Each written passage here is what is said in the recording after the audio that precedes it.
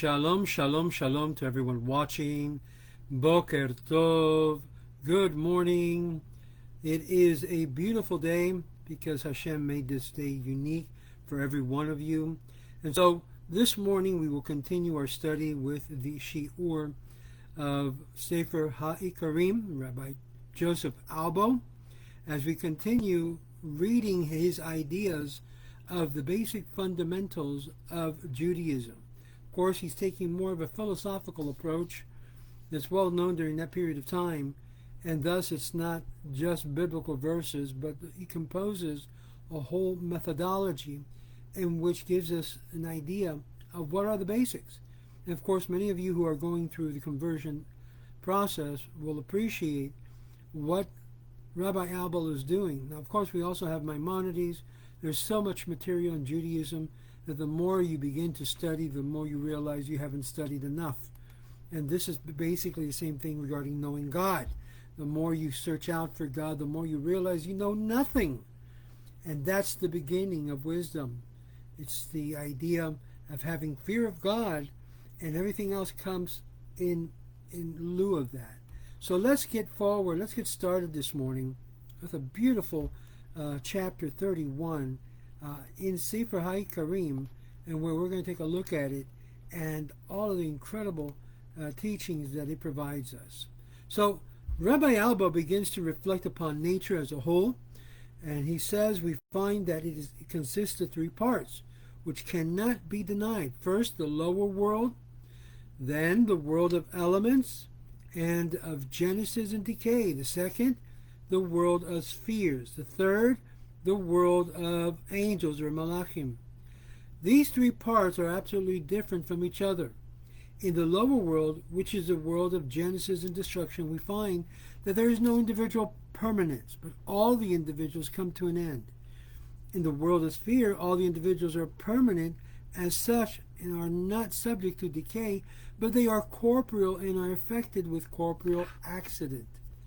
They have form and shape, and they occupy space, and they come under the category of quantity and are composed of parts. These two divisions, though different, act and react upon each other, and the motion of the spheres and their changes of position produce motion and change in the elements.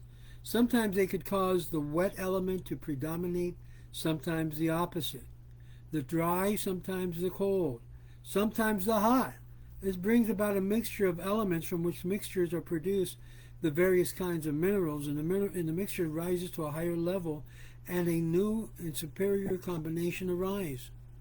Assuming the forms of various spheres or species of plants, the mixture rises still higher and is purified gradually until it is ready to receive the form of animal. These qualities emanate from the sphere not as dead bodies, but by reason of a certain power which they have to give life to composite things when the latter are prepared for it by the motions of spheres. The power which gives life is called the soul of the sphere.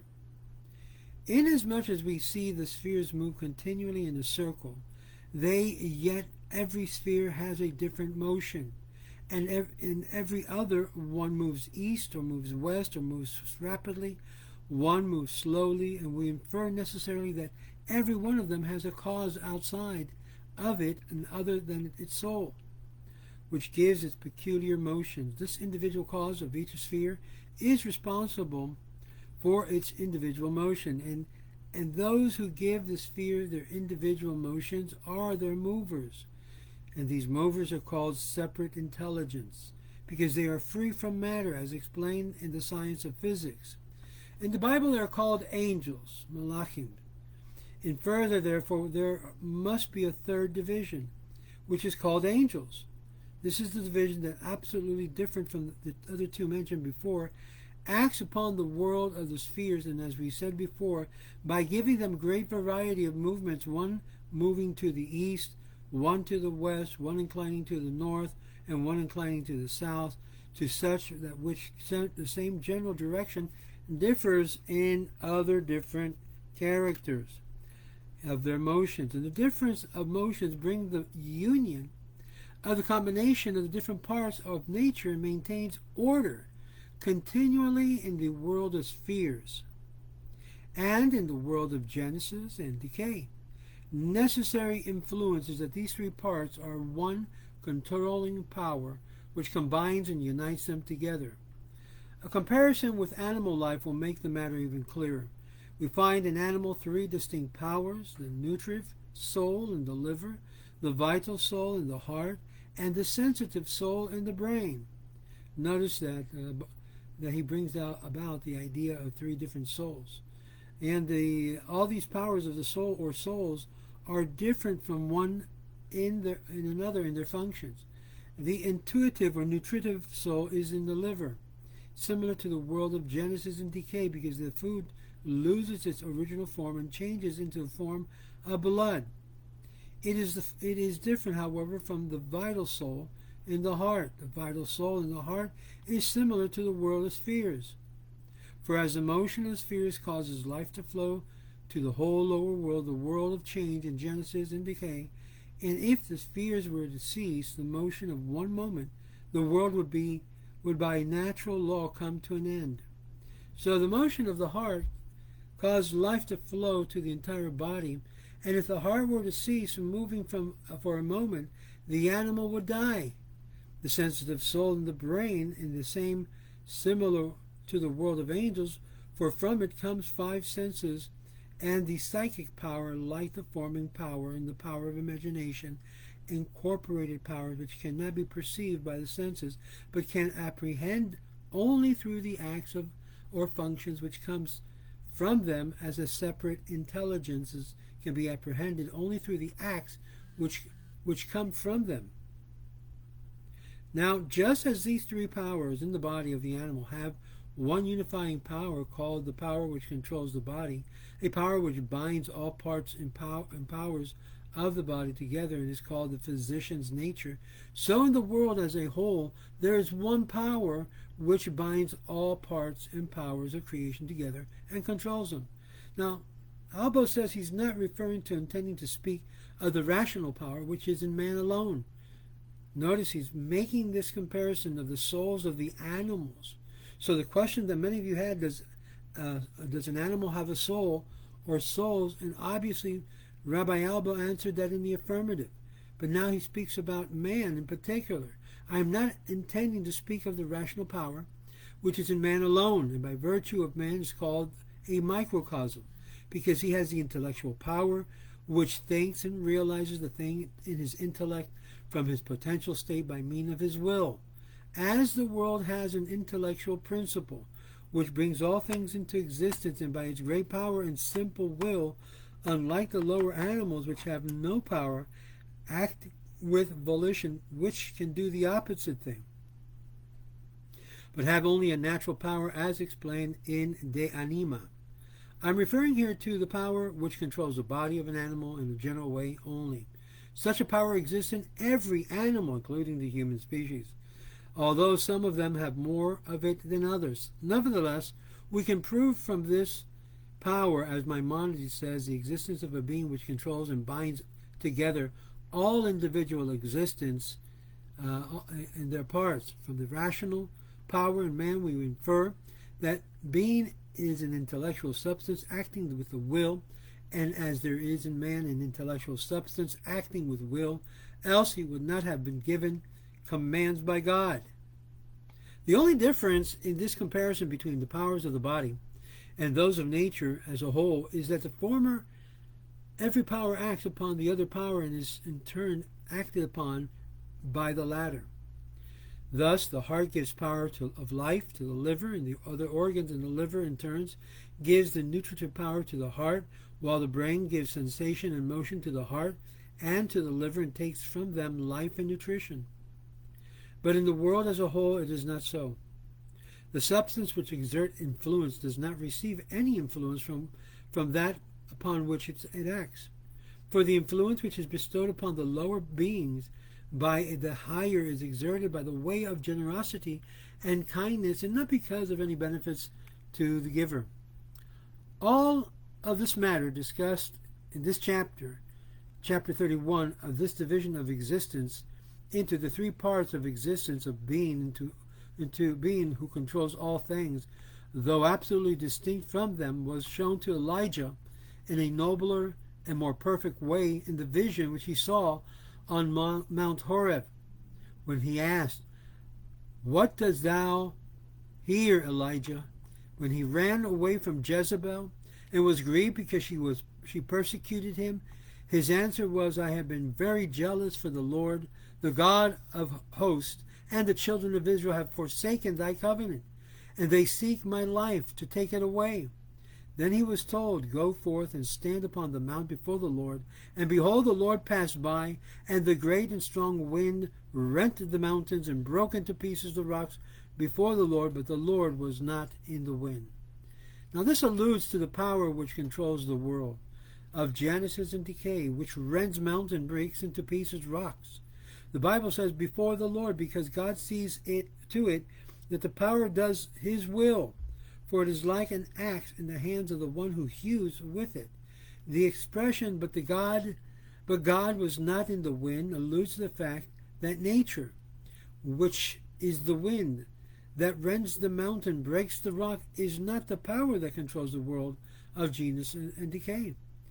Then it continues, in the wind, an earthquake, and after the wind, an earthquake.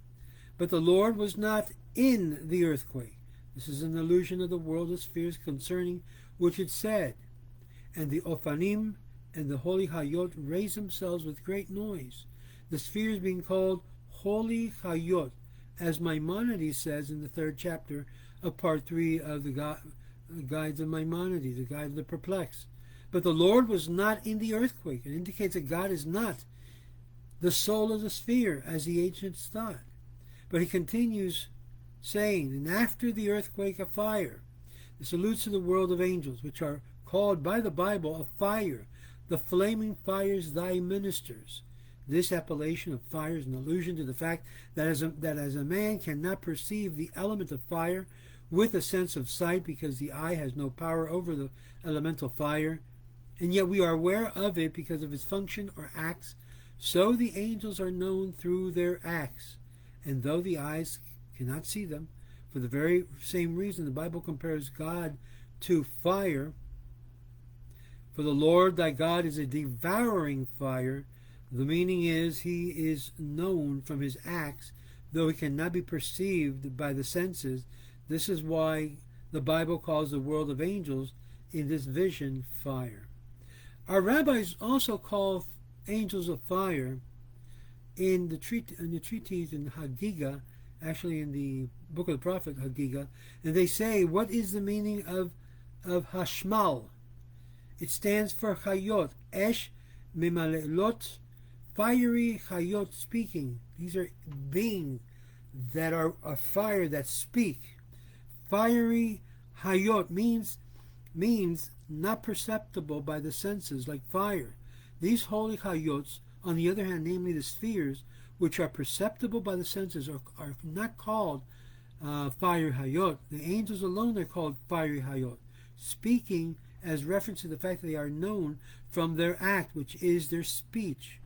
And to prevent the error of supposing that their fiery Hayot refers to the spheres of the expression, speaking is to be understood as in the same way as the heavens declare the glory of God. The author of the Talmud quotes a Baraita which explains the meaning of the word Hashmal in other ways, concerning clear that it alludes to the angels. As Rabbi Yehuda said, the difference is only in the interpretation. Baruch atah Adonai Eloheinu melech haolam shehakol nihiyah b'dvaro. The Baraita says at times there are silence, and at times they speak. When speech comes from the mouth of God, they are silent. When there is no such speech coming from the mouth of God, they speak. The Baraita means to explain a very subtle and philosophical idea.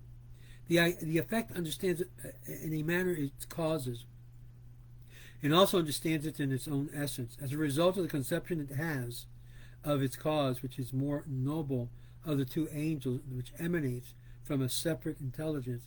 As a result of the conception it has of itself, a sphere emanates from it, as was explained in the 11th chapter of Sefer Haikkarim, and this is the meaning of the expression of Baraita.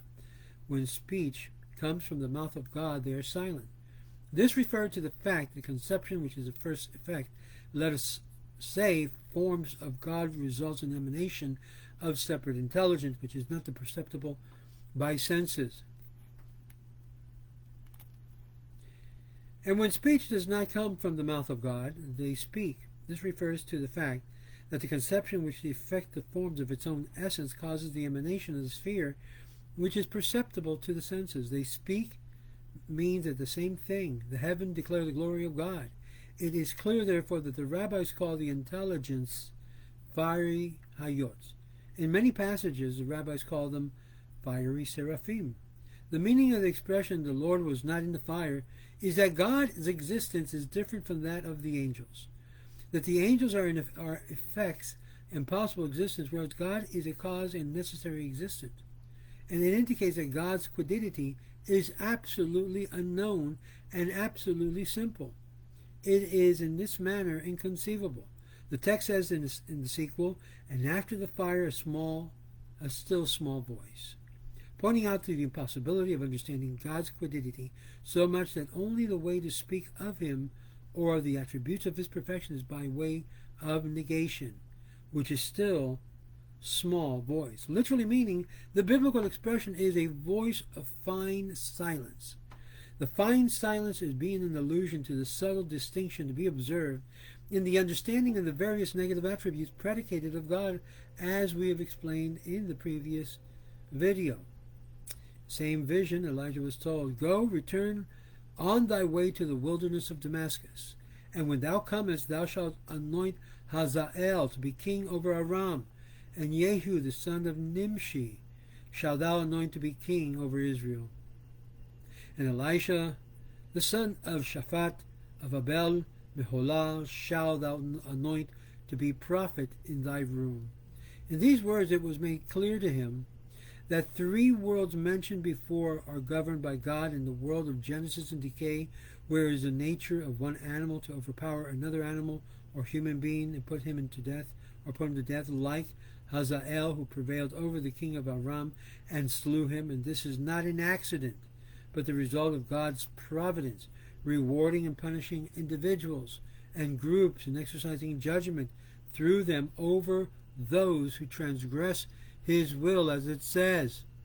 And it shall come to pass that him that escapeth from the sword of Hazael shall Jehu slay. The expression Jehu the son of Nimshi shall thou anoint to be king over Israel indicates that the divine providence stands above the prognostication of the constellation and nullifies their influence in favor of God's will and purpose. The constellation sometimes indicates the prosperity to the wicked and the misfortune of the righteous. But Jehu killed all wicked men who worship Baal and served all the righteous men who worship God, indicating that the judgment in this case was due to divine providence and not merely due to the influence of the zodiac or the stars. Then the text says, and Elisha the son of Shaphat of Abel and Mochalal shalt thou anoint to be prophet in thy room. This indicates the prophetic inspiration which the prophets get from the world of angels comes only through the will and command of God. Now, interesting, Rabbi Albo mentions the zodiac, since we have so many Mikabulims and so many so-called Kabbalists utilizing the zodiac in order to predict and read into people's lives, which is, as we know, is prohibited by Torah, by and large, by the majority of the rabbis. It's considered avodah zarah. So how is it possible that you have rabbis out there who have, even on their business cards, that I will read your hands, I will read the zodiac, I will read your soul? There is some truth in regards to the nature of every zodiac, but to utilize them in order to read and to gain entrance into the life of a person that they think will do exactly according to the stars or constellation is a major error in thought and is a lack of Tehiyeh Hashem, complete trust in God, and thus should not be practiced, should not be pushed, and should not be used in any form of psychological evaluation. To sum up what Rabbi Albo says, and this is where we see his emphasis is, then we say that in great vision Elijah was informed of the division of existence into three worlds: the world of Genesis and decay, the world of spheres, and the world of angels. Also, that there is one being over them, who binds them all parts of nature and controls them and watches over their direct effects in the lower world, realizing his purpose and will. This is God, who is absolutely different from them. His quiddity is absolutely unknown, and he can be described only in the negative attributes, which are called still, small voice, for the reason he gave before. And this is the purpose of this chapter. And so we close this second book, which deals with the first principle of the existence of God and the derivative dogmas derived from it. Praise be God, who is the one without a second. He is the first and he is the last, and besides him there is no God. And no, Rabbi Albo made it very clear that God is not a human being. He does not have a human form, and thus makes it very clear to his co-religionist Christian world that God does not have a human form. He has not been incarnated. So hopefully this will help give you an understanding of the distinction, what Rabbi Albo makes very, very clear in his discussion of the fundamentals.